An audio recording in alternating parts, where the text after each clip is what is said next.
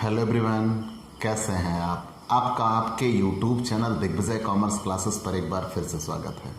हम आपके लिए अपने इस YouTube channel Digvijay commerce classes पर बीकॉम के सिलेबस के कंपलसरी सब्जेक्ट आयकर इनकम टैक्स की पूरी एक सीरीज लेके आ रहे हैं, जिसमें आपको एक तरफ से हर एक रूल और उनके प्रैक्टिकल क्वेश्चन क्लियरली एक्सप्लेन किए जाएंगे। आप हमसे जुड़कर अपने कॉमर्स की पढ़ाई एक प्रॉपर वे में पूरी कर सकते हैं। जैसी पढ़ाई आप पाना चाहते हैं, यहाँ बिल्कुल वैसी ही पढ़ाई आपको अवेलेबल कराई जाती है। हम आपकी ज़रूरतों का विशेष ख्याल रखते हैं।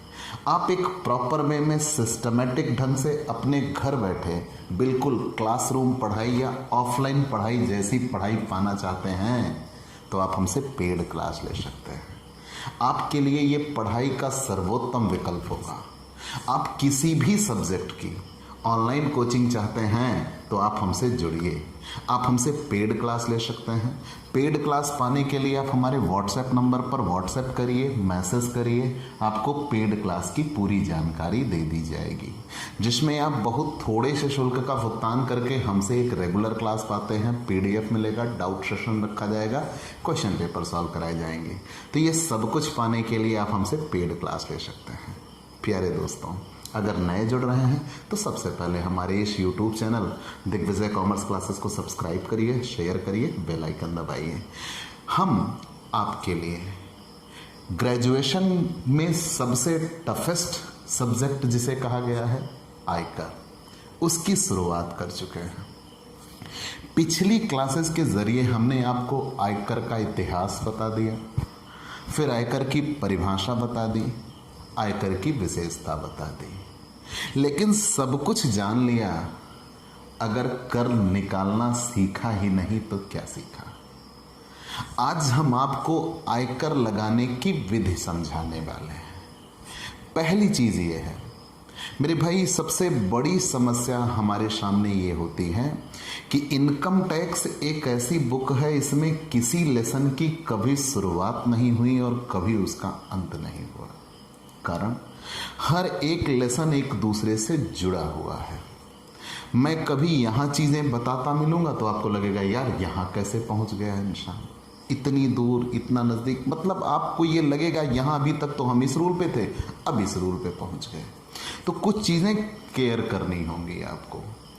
दूसरी चीज़, मैं ज़्यादा से ज़्यादा रूल, ज़्यादा से ज़्यादा चीज़ें जो पूरी बुक में आपको मिलेंगी वो पहले लेसन में कहीं ना कहीं समाहित की गई है। और मैं ये चाहता हूँ कि आप पूरे इनकम टैक्स का बैकग्राउंड अच्छी तरीके से क्लियर कर लें, तब आपको इनकम टैक्स पढ़ने में बहुत मज़ा आएगा। तो सबसे पहले हम ये जानते हैं कि एक व्यक्ति कैसे आयकर देता है। आपने ये पढ़ा था कि आयकर आय पे लगता है। ये एक यथार्थ सत्य है कि आयकर की गणना किस पर की जाती है? आय पर की जाती है। लेकिन वहीं से अगर मैं यहाँ एक थोड़ी सी जगह आपसे मांग लूँ, थोड़ी सी जगह हमें दे दिया जाए भाई। मान लीजिए एक व्यक्ति है, कोई भी उदाहरण ले सकते हैं, किसी व्यक्ति का उदाहरण ले सकते हैं। चलिए मान लिया एक अविरल नाम का व्यक्ति है जी। भाई बहुत ही प्यारा सा नाम हमने ले लिया। हाँ, आप लोग अविरल से परिचित भी होंगे। तो मान लीजिए एक अविरल नाम का व्यक्ति है। अब उसके पास कुछ आय होगी, वो टैक्स कैसे देगा, इनकम टैक्स कैलकुलेट कैसे होगा, मैं आपको यही सिखाना चाहता हूँ। मैंने यहाँ हेडिंग भी बना रखी है, आयकर की गणना विधि। लेकिन आपने ये जाना आयकर आय पर लगता है। आयकर आय पर लगने वाला कर है भाई। जब आयकर आय पर लगेगी या आयकर आय पर लगेगा तो पहले आय ढूंढी जाएगी कि पहले कर ही लगाने बैठ जाइएगा। पहले आय मिलनी चाहिए ना, तभी तो आयकर आय पर कैलकुलेट होगा। तो मान लीजिए एक अविरल नाम का व्यक्ति है। अब वो आय कहाँ से कमा सकता है? तो आपने ये पढ़ा था कि एक व्यक्ति के लिए आय बाहर से प्राप्त होनी चाहिए, और आपने ये भी पढ़ा था कि एक व्यक्ति को आय 5 शीर्षकों से हो सकती है। और वो 5 शीर्षक कौन कौन से थे? वेतन से आय, इनकम फ्रॉम सैलरी, वेतन से आय, ठीक। मकान संपत्ति से आय, इनकम फ्रॉम हाउस प्रॉपर्टी, मकान संपत्ति से आय, ठीक। फिर व्यवसाय अथवा पेशे से आय, इनकम फ्रॉम बिजनेस और प्रोफेशन, व्यवसाय अथवा पेशे से आय। फिर पूंजी लाभ, कैपिटल गेन, पूंजी लाभ। और फिर अंत में आता है अन्य साधनों से आय, अदर सोर्सेस। मतलब कोई भी व्यक्ति, बात आयकर की हो रही है, पहले वेतन से आय होगी, मकान संपत्ति से आय होगी, व्यवसाय अथवा पेशे से आय होगी, पूंजी लाभ और अन्य साधनों से आय। आपने ये जाना कि आयकर तो आय पर लगने वाला कर है, तो पहले आय ढूंढी जाएगी ना जिस पर हमें कर लगाना है, पहले हम वो तो ले आए, जब आय होगी तो कर लगाएंगे। तो मान लीजिए एक अविरल नाम का व्यक्ति है, तो हम ये देखेंगे कि अविरल इन 5 शीर्षकों से वो कितनी आय प्राप्त करता है। ध्यान दीजिएगा, क्या जरूरी है कि किसी व्यक्ति के पास 5 शीर्षक हो सकता है ना हो सकता है अविरल की नौकरी लग चुकी हो और वो वेतन से आय प्राप्त करता हो सकता है उसके माता पिता ने कुछ मकान वगैरह बनवा रखे हों, या उसने मकान बनवा रखा हो, किराए पर उठा रखा हो, उससे आय प्राप्त करता हो, मकान संपत्ति से आय। हो सकता है वो पार्ट टाइम में बिजनेस भी करता हो, व्यवसाय अथवा पेशे से आय हो सकती है उसकी। या हो सकता है वो अपनी कोई संपत्ति बेचा हो तो पूंजी लाभ हो सकता है। हो सकता है उसको कहीं अन्य शीर्षकों से पैसे मिल रहे हो, जैसे रिलेटिव से पैसे मिले हों, या किसी से गिफ्ट मिला हो, या कोई बैंक वगैरह में पैसे जमा किए हों, उससे आय हुई हो, अन्य साधनों से आय हो सकती है। जरूरी नहीं किसी व्यक्ति के लिए ये 5 शीर्षक हों, हो सकता है 1 शीर्षक हो सकता है 2 हो सकता है 5 हो। तो मुद्दा यह है कि सबसे पहले किसी भी व्यक्ति की हम 5 शीर्षकों की कर योग्य आय इकट्ठा करते हैं। पहले सभी शीर्षकों की कर योग्य आय इकट्ठा कर दी गई। तो जब सभी शीर्षकों की कर योग्य आय इकट्ठा हो गई तो उसे ग्रॉस टोटल इनकम कहा जाएगा। सकल कुल आय, ग्रॉस टोटल इनकम। क्लियर? हमें याद रखिएगा, आयकर बताना है, आयकर लगता कैसे। तो आपने यही डेफिनेशन पढ़ी है ना कि आयकर आय पर लगता है। तो पहले आय इकट्ठा करते हैं। तो किसी भी व्यक्ति को अगर कर देना है तो पहले उसकी 5 शीर्षकों की कर योग्य आय इकट्ठा कर दी गई। तो सभी शीर्षकों से होने वाली कर योग्य आय के योग को सकल कुल आय कहते हैं। और जब सकल कुल आय आ गई तो धारा 80C से 80U की छूट घटेगी, क्योंकि जितना वो कमाया है सब पे टैक्स नहीं देगा। Under section 80C to 80U 80C से 80U तक की छूट घटेगी। अब ये छूट क्या होती है? जैसे मान लीजिए पर्टिकुलर मैं अपनी बात करूं, भाई गर्मी बहुत ज़्यादा है और चूंकि मैं आपके लिए ये वीडियो क्लासेस प्रोवाइड करता हूं तो मैं पंखे वगैरह नहीं चला सकता, और ये मेरी मजबूरी है, क्योंकि वॉइस क्लियरिटी आपके पास पहुंचे, वो सरसराहट नहीं होनी चाहिए, इसलिए हम पंखे वगैरह बंद करके आपको ये क्लासेस देते हैं। तो आप ये थोड़ी सी हमारी मजबूरी समझिएगा। हाँ भाई, हम उतने अमीर नहीं हैं, आयकर के दायरे में नहीं है कि एसी वगैरह लगवा दिया हो। चलिए, तो यहाँ आते हैं। आई थिंक आप ये इतना समझ सकते हैं। आप क्लासेस पे ध्यान दीजिए, मेरी इन गतिविधियों पे ध्यान बिल्कुल नहीं दीजिएगा, और ये नेगेटिव साइन नहीं है। तो यहाँ आते हैं, तो वेतन से आए, मकान संपत्ति से आए, व्यवसाय अथवा पेशे से आए, पूंजी लाभ और अन्य साधनों से आए। सभी शीर्षकों से कर योग्य आय के योग को सकल कुल आय कहते हैं।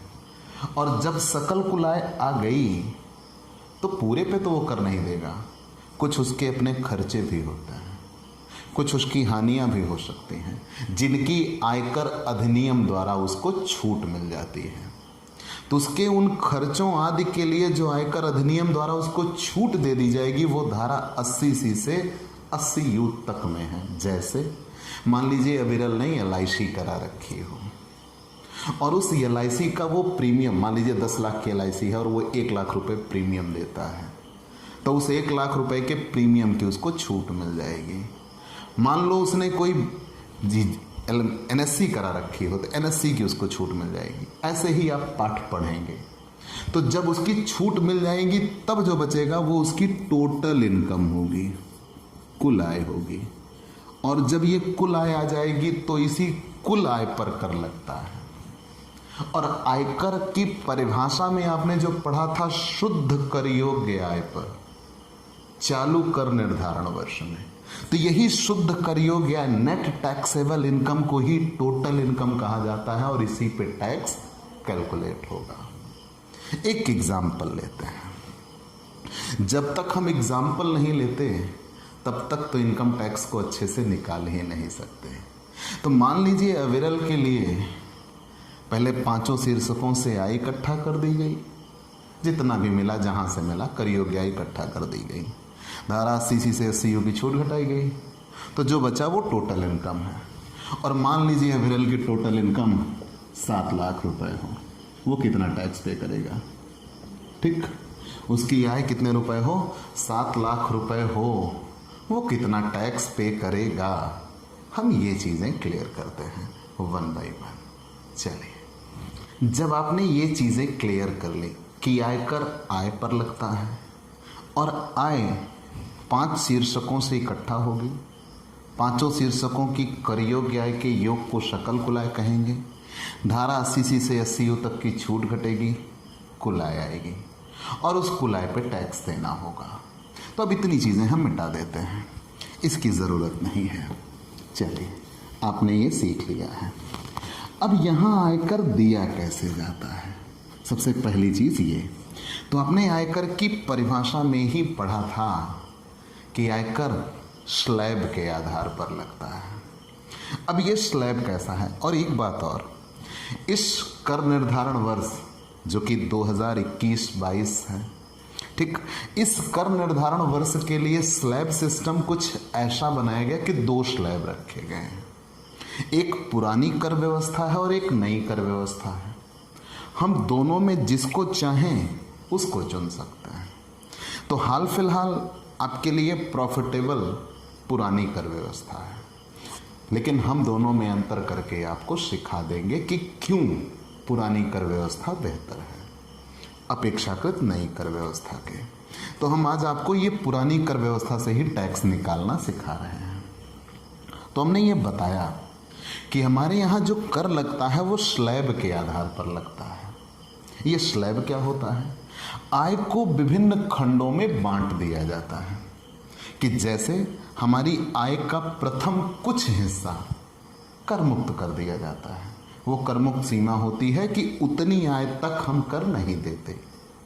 उससे जब थोड़ा बढ़ते हैं तो कम परसेंटेज पे कर देते हैं, उससे थोड़ा और ऊपर जाते हैं तो थोड़े ज़्यादा परसेंटेज से कर देते हैं, उससे और थोड़ा आगे बढ़ते हैं तो और ज़्यादा परसेंटेज से कर देते हैं। मतलब हमारे यहाँ प्रोग्रेसिव रेट ऑफ टैक्स रखा जाता है, प्रगतिशील कर की दरें, कि जैसे जैसे इनकम बढ़ती जाएगी, इंक्रीज होती जाएगी, वैसे वैसे टैक्स रेट बढ़ता जाएगा। मैंने आपको बताया भी था। अगर यहाँ व्यक्ति की बात करें तो 3 प्रकार के स्लैब हैं। मैंने वो तीनों स्लैब यहाँ लिख रखे हैं। कैसा स्लैब बनाया गया है कि अगर किसी व्यक्ति की उम्र 60 वर्ष से कम हो, चाहे वो पुरुष हो चाहे वो महिला हो, और यही हिंदू अविभाजित परिवार के लिए भी होता है, तो अगर उसकी उम्र 60 वर्ष से कम हो तो उसके लिए ये स्लैब है। अगर उसकी उम्र 60 वर्ष से तो अधिक हो लेकिन 80 वर्ष से कम हो, मतलब वो सीनियर सिटीजन कहा जाता हो, वरिष्ठ नागरिक, तो उसके लिए ये स्लैब है। और अगर उसकी उम्र 80 वर्ष से भी अधिक है तो उसके लिए ये स्लैब है। और ये पेपर में 10 नंबर में स्लैब लिखने के लिए आते हैं, केवल 10 नंबर में। तो आप 3 पेज में लिख दीजिएगा अलग अलग, ये अलग ये अलग ये अलग। मैंने बोर्ड को 3 पार्ट में बांट दिया और बताया ना कि 60 साल से कम के लिए ये, 60 से 80 साल के लिए ये, और 80 साल से अधिक के लिए ये। और अलग से लिख सकते हो हिंदू अविभाजित परिवार के लिए यही होता है। फर्म और कंपनी के लिए कोई कर मुक्त सीमा नहीं होती, उन्हें सीधे टैक्स देना पड़ता है। हाल फिलहाल उनका हम नहीं पढ़ने जा रहे हैं, हमें व्यक्ति का पढ़ना है। तो हमने ये बताया आखिर ये स्लैब होता क्या है, कि हमारी ये स्लैब मैंने आपको दिखा दिया, लेकिन अब एक्सप्लेन करते हैं। मान लीजिए किसी व्यक्ति की उम्र 60 वर्ष से कम है, तो वो अपनी कमाई के पहले 2,50,000 रुपए तक टैक्स नहीं देगा। मतलब ये 2,50,000 रुपए उसकी करमुक्त सीमा है। मतलब पहले पांचों शीर्षकों की आय इकट्ठा हुई, धारा 80 से 80 की छूट घटी, कुल आय आया, और कुल आय अगर 2,50,000 तक रही तो वो कर नहीं देगा। बिल्कुल इसी कारण से आपके घर वाले टैक्स नहीं देते, क्योंकि उनकी आय करमुक्त सीमा से कम होती है। चलो मान लीजिए 2,50,000 से ज़्यादा हो गई तो पहले 2 लाख, ये एक बिल्कुल अलमारी समझ लेना एक रैक बना हुआ है। तो जो पहले निचले पायदान पे रुपए रखे हैं 2,50,000 रुपए, उस पर आप टैक्स नहीं देंगे। फिर उस 2,50,000 को छोड़ के उसके ऊपर जितने रुपए रखे हैं 5 लाख तक में, तो 2,50,000 से ज़्यादा और 5 लाख से कम, मतलब इस बीच में जितने रुपए रखे हैं, कितने रखे रहेंगे? वही 2.5 लाख रुपए रहेंगे, क्योंकि पहले 2,50,000 तक कोई टैक्स नहीं देना। फिर 2,50,000 से ज़्यादा लेकिन 5 लाख से कम, इस बीच में जितनी आय रहेगी उस पर 5% टैक्स देना होगा। अब 5 लाख से ज़्यादा भी हो गई लेकिन 10 लाख से कम रह गई तो 20% तक टैक्स पहुंच जाएगा, और अगर 10 लाख से भी ज़्यादा हो गई तो 30% टैक्स पहुंच जाएगा। मतलब पहले 2,50,000 पे हम कर नहीं देंगे, अगले 2,50,000 पे 5% देंगे, अगले 5 लाख पे हम 20% कर देंगे, फिर अगले चाहे जितनी आय होती चली जाए उस पर कितने प्रतिशत कर देंगे? 30% कर देंगे, अगर उम्र 60 वर्ष से कम है। और अगर 60 वर्ष से अधिक और 80 वर्ष से कम है तो पहले 3 लाख रुपए तक कर नहीं देना।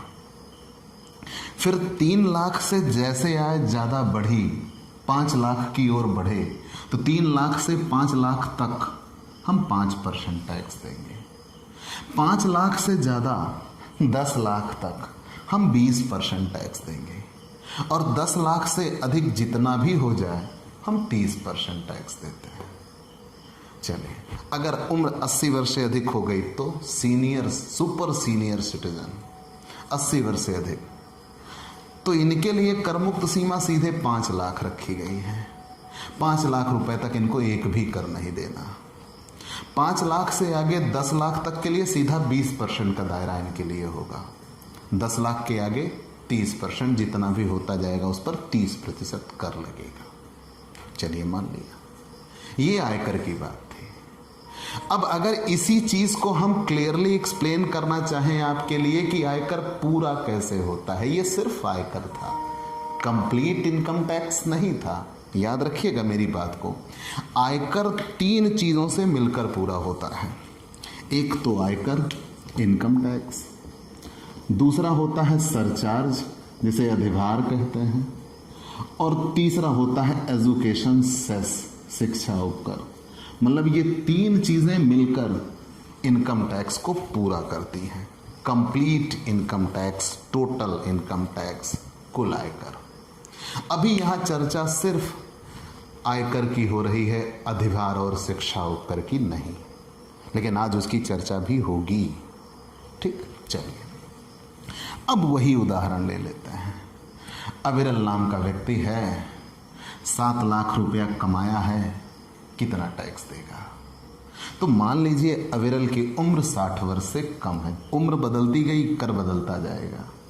अगर उसकी उम्र 60 वर्ष से कम है तो पहले 2,50,000 रुपए तक उसने टैक्स नहीं दिया। मतलब उस 7 लाख में से और ये पॉलिसी सबके लिए है, वो रिक्शा चालक हो, वो मुकेश अंबानी हो, वो कोई भी हो, सबके लिए यही है। उस गत वर्ष में आपकी 0 से कमाई शुरू की जाएगी। साल भर में आपने कितना जमा कर रखा उससे कोई मतलब नहीं मेरे भाई, उस साल आपने कितना कमाया मतलब सिर्फ उससे होना चाहिए। तो आपकी आय के पहले 2,50,000 रुपए तक टैक्स नहीं दिया, फिर 2,50,000 से जैसे आगे बढ़े और कहां तक, 5 लाख तक 5% देंगे। तो इसके बीच में आय कितनी हो गई, तुरंत इसमें से इसको घटा लेते हैं। मतलब बढ़ी हुई आय कितनी है, 2,50,000 से 5 लाख तक पहुंचने में कितनी आय बढ़ी, 2,50,000। इसमें से इसको माइनस कर देते हैं, पर कितने परसेंट टैक्स देंगे? 5%, मतलब 12,500 टैक्स बना। क्लियर? अच्छा, अगर किसी व्यक्ति की आय मान लीजिए केवल 3 लाख रुपए होती तो 2,50,000 तक नील। फिर वो 2,50,000 से 5 लाख के दायरे तक पहुंचा ही नहीं, यहाँ लिखते हैं 2,50,000 से 3 लाख तक, तो उसकी बढ़ी हुई आय केवल कितनी आती? 50,000, और उस 50,000 पे 5% टैक्स निकाल देते हैं। लेकिन अब यहाँ उसकी आय तो कितने रुपए बताई गई है? 7 लाख। वो कितना टैक्स पे करेगा? हमें तो ये निकालना है ना। तो पहले 2,50,000 पे वो टैक्स नहीं देगा, फिर 2,50,000 से ज़्यादा जाने पर 5% टैक्स देगा। 2,50,000 से 5 लाख तक कितने परसेंट टैक्स देगा? 5%। तो तुरंत 5 लाख में से 2,50,000 घटा दिया, 2,50,000, उसका 5%, 12,500। फिर 5 लाख के ऊपर जितना जाए, लेकिन कहाँ तक? 10 लाख तक, कितने परसेंट टैक्स देगा? 20%। तो वो 5 लाख के ऊपर गया, लेकिन कहाँ तक गया? केवल 7 लाख तक गया है। ठीक, तो यहां हम तुरंत लिख देंगे 5 लाख से 7 लाख तक। तुरंत हम यहां लिख देंगे कितना? 5 लाख से 7 लाख तक। 7 लाख तक कितने परसेंट? 20%। तो यहां 7 लाख तक पहुंचने तक उसकी आय कितनी बढ़ गई? 2 लाख रुपए। और उस 2 लाख पर कितने परसेंट? 20% टैक्स देगा, मतलब कितना देगा? 40,000। तो कुल आयकर कितना दे दिया? 40,000 और 12,500 दोनों मिला के कितना टैक्स दे दिया? 52,500। ध्यान देते चलिएगा। लेकिन उसकी आय और ज़्यादा बढ़ी होती तो वो 10 लाख तक पहुंचता, और ज़्यादा बढ़ी होती तो वो 30% के दायरे में भी कदम रखता। लेकिन चूंकि उसकी आय 7 लाख रुपए ही है, तो वो 52,500 रुपये का टैक्स दे रहा है। अगर उसकी उम्र 60 वर्ष से कम है और 7 लाख रुपए कमाया है। आप सोचिए, एक व्यक्ति जो भिखारी को 1 रुपया भीख ना देता हो, रात दिन एक करके 7 लाख रुपया कमाया और 52,500 रुपये गवर्नमेंट टैक्स के लेके चली गई। ठीक, बिल्कुल छूट नहीं मिल सकती, ले जाएगी, देना ही होगा। चलो मान लीजिए उसकी उम्र 60 वर्ष से अधिक होती और 80 वर्ष से कम होती, तो क्या होता? उसके लिए टैक्स क्या होता? तो उसके लिए हम ऐसे निकालते, 3 लाख तक उसे टैक्स नहीं देना। 3 लाख के आगे 5 लाख तक उसे कितने परसेंट टैक्स देने हैं? 5%। तुरंत इसमें से इसको घटा देते हैं, मतलब कितनी बढ़ी हुई आ जाती? 2 लाख। और उस 2 लाख पर कितने परसेंट देगा? 5%, मतलब कितना? 10,000। फिर 5 लाख से ज़्यादा, तो 5 लाख से ज़्यादा वो कहाँ तक पहुँचा है? 7 लाख तक पहुँचा है। तो 7 लाख तक कितने प्रतिशत? 20% का दायरा उसने छुआ। अगर 10 लाख तक होता तो भी 20% का दायरा था, 10 लाख से ऊपर जाता तो 30% के दायरे में आता। ठीक, चलिए हमने इतना जान लिया। अब इस बढ़ी हुई आय, कितनी बढ़ी हुई आय है? 2 लाख। इस 2 लाख पर 20% टैक्स देगा। ठीक, 40,000। मतलब अगर उसकी आयु 60 वर्ष से कम रही तो उसके लिए टैक्स 52,500 था। लेकिन अगर उसकी आयु 60 वर्ष से अधिक और 80 वर्ष से कम हो गई तो उसके लिए कर कितना हो रह गया? 50,000। मतलब इसमें भी उम्र के आधार पर फायदा दिख गया। उम्र बढ़ी तो कर कम हो गया। मान लीजिए उम्र और बढ़ गई, 80 साल से ज़्यादा हो जाती, तो फिर वो पहले 5 लाख तक 1 भी रुपया टैक्स नहीं देता। फिर 5 लाख से ज़्यादा होने पर तो उसकी आय कितनी कही गई है? 7 लाख। 5 लाख तक कोई कर नहीं, 5 लाख से ज़्यादा पे कर देगा। तो 5 लाख से ज़्यादा वो कहाँ तक पहुँचा है? केवल 7 लाख तक पहुँचा है। और उस पर कितने परसेंट टैक्स देगा? 20%। मतलब बढ़ी हुई आय कितनी थी? 2 लाख। और उस 2 लाख पे 20% टैक्स देता, मतलब कितने रुपए देता? 40,000। तो अगर उसकी उम्र 80 वर्ष से ज़्यादा हो जाती तो उसके लिए टैक्स केवल 40,000 रुपये बनता था। ये तीनों टैक्स आपने जान लिया। ठीक, टैक्स ऐसे ही वैल्यूएट होता है।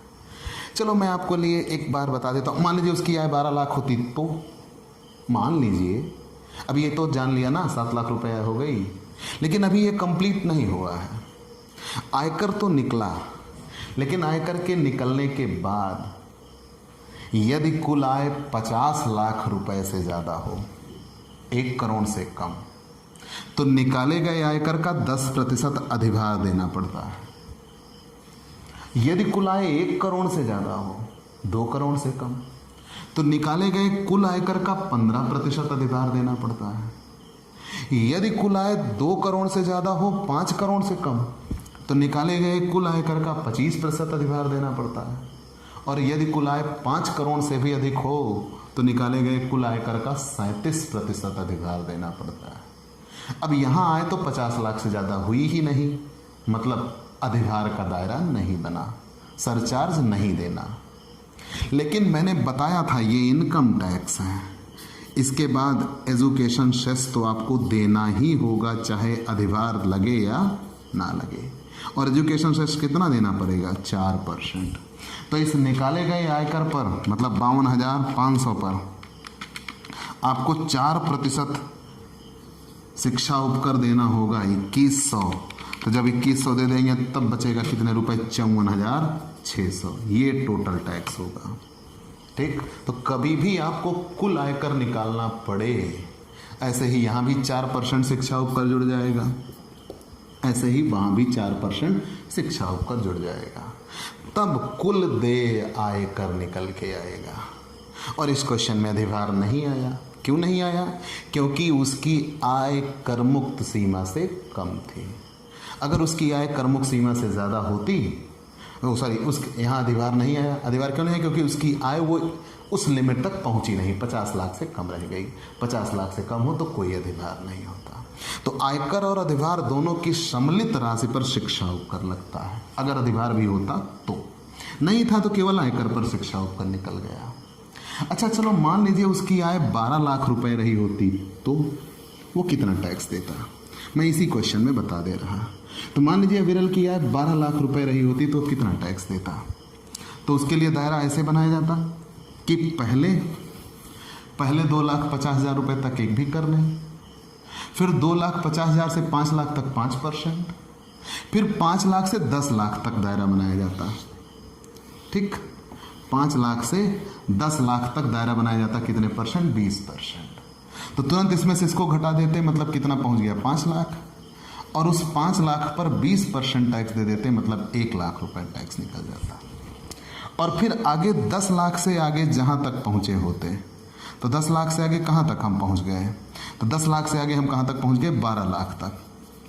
और उस पर कितने परसेंट? 30%।